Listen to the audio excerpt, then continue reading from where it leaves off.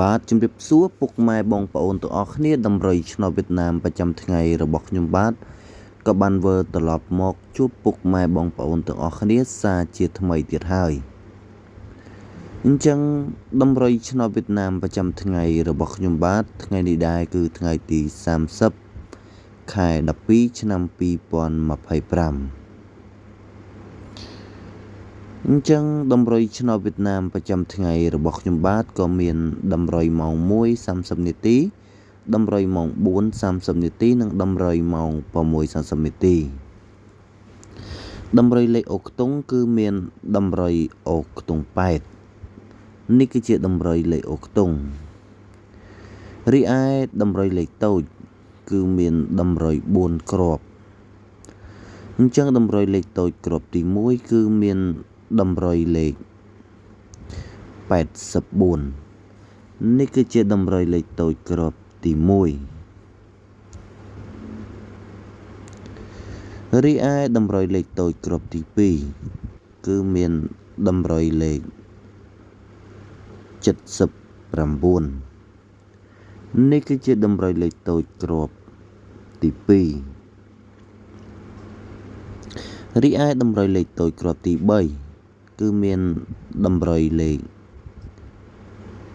08នេះគឺជាដំរីលេខតូចគ្រាប់ទី3រីឯដំរីលេខតូចគ្រាប់ទី4គឺមានដំរីលេខ9គត់នេះគឺជាដំរីលេខតូចគ្រាប់ទី4រីឯដំរីលេខធំគឺមានដំរី2គ្រាប់គុណដំរីលេខធំគ្រាប់ទី1គឺមានដំរីលេខ918គុណអញ្ចឹងដំរីលេខធំកុំភ្លេចគុណរីឯដំរីលេខធំគ្រាប់ទី2គឺមានដំរីលេខ966គុណ966គុណ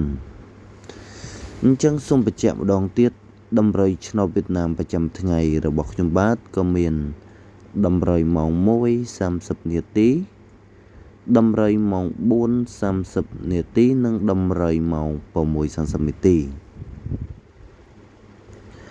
ដំរីលេខអូខ្ទង់គឺមានដំរីអូខ្ទង់8រីឯដំរីលេខតូចគឺមានដំរី4គ្រាប់ដំរីលេខតូចគ្រាប់ទី1គឺមានដំរីលេខ84នេះគឺជាដំរីលេខតូចគ្រាប់ទី1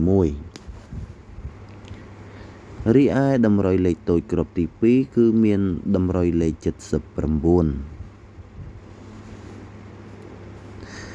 រីឯដំរីលេខតូចគ្រាប់ទី3គឺមានដំរីលេខ08